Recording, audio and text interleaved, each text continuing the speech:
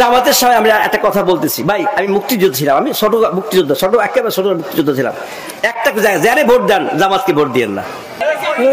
আমি তো কয়ে গেলাম, আপনারা পরে যা যাচাই করে কেন দাঁড়াইলেন, কেন দাঁড়াইলেন, কেন জামাত ইসলামের না দাঁড়াইলেন কেন আপনি? ভাই জামাতের সময় আমরা একটা কথা বলতেছি, ভাই আমি মুক্তিযোদ্ধা ছিলাম, আমি ছোট মুক্তিযোদ্ধা, একেবারে ছোট মুক্তিযোদ্ধা ছিলাম।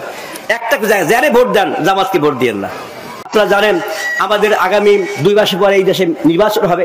আমি যেহেতু আমার দলের পরিচয় যেহেতু দিয়েছেন, আমি একটা অনুরোধ আপনাদের করে গেলাম, কারণ 17 বছর পর্যন্ত আওয়ামী লীগ দুঃশাসনের কারণে এই মাহফিল করার পারমিশন দিত না, এমন ঘটনা ছিল।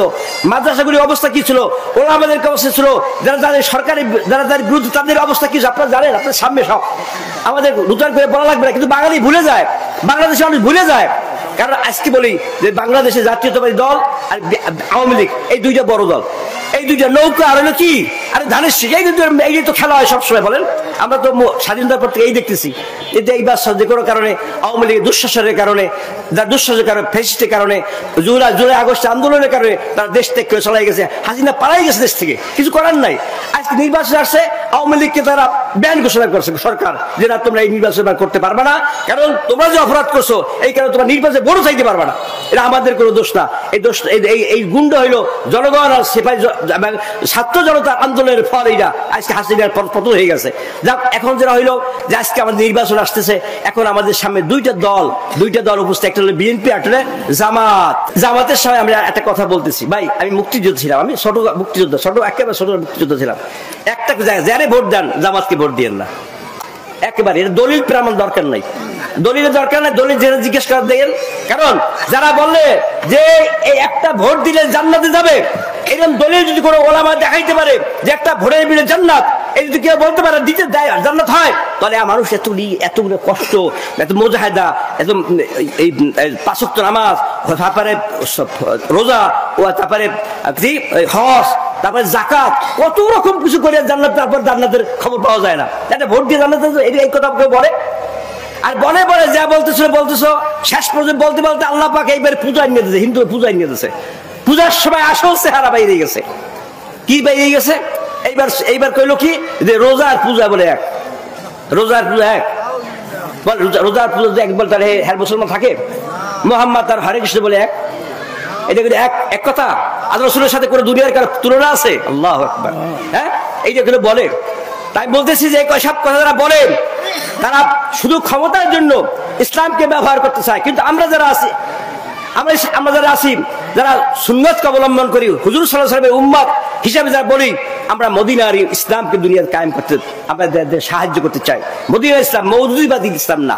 আমি মনে করি ইসলামের কথা বললাম, আল্লাহর কথা বললাম, দ্বীনের কথা বললাম, কোন লোক মিথ্যা ভণ্ডামি মুনাফিক করিয়া দেশে ক্ষমতা আসার কোনো সুযোগ নাই। আল্লাহ পাকে দিবে না, কারণ তার দিন তো আল্লাহ, হেফাজতের মালিক আল্লাহ, দেওয়ার মালিক আল্লাহ, সব আল্লাহই করে। সুতরাং ওই কথা বললাম বাংলাদেশের মানুষের ভোট নেওয়া যাবে না।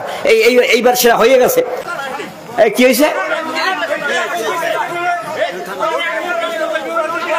কি হয়েছে? হ্যাঁ, আমি তো কয়ে গেলাম, আপনারা পরে যা যাচাই করে কেন দাঁড়াইলেন, কেন দাঁড়াইলেন, কেন জামাত ইসলামের না দাঁড়াইলেন কেন আপনি? ভাই বিতর্কে না যাই, বিতর্কে না কিছু হইবে না। দাঁড়াইলেন কেন?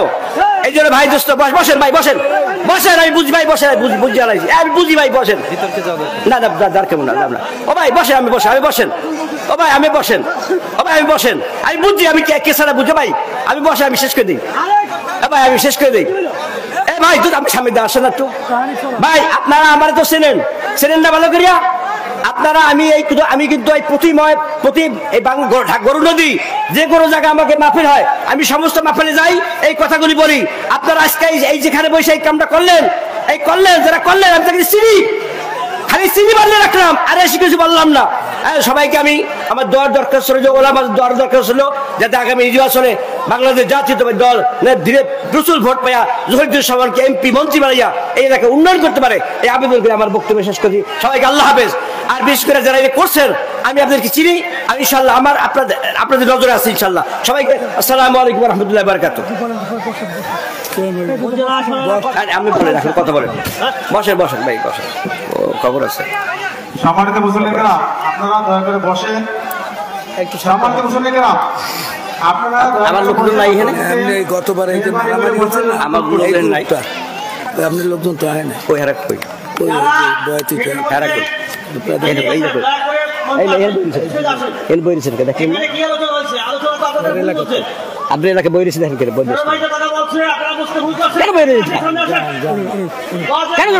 কেন আমার সব লোক আমার 5 লাখ না সাহায্য করছেন আপনি বইরেছেন বীর পুকারের চেয়ে না আছে ভাই জেনে ভাই ঠিক আছে ভাই আমি দেখলাম ভাই আগে তো অন্য জায়গায় যাই তো সব চলে গেলে আমার না না না ওই দেখেন ডাকেন ডাকেন ডাকেন ডাকেন সবাই। আমি আপনাদেরকে আজকে থেকে মাদ্রাসার মাহফিল আপনাদের কাছে সনির্বন্ধ অনুরোধ করছি, আপনারা মাহফিল শুনবেন, শেষ করে যাবেন। এখানে আমাদের মাদ্রাসার মাহফিল, এখানে আপনারা দয়া করে আপনাদের জন্য বসার অনুরোধ করছি।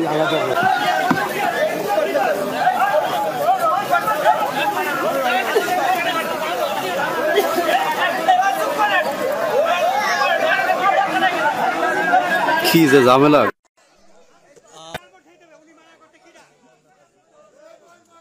সবাই একটু বসি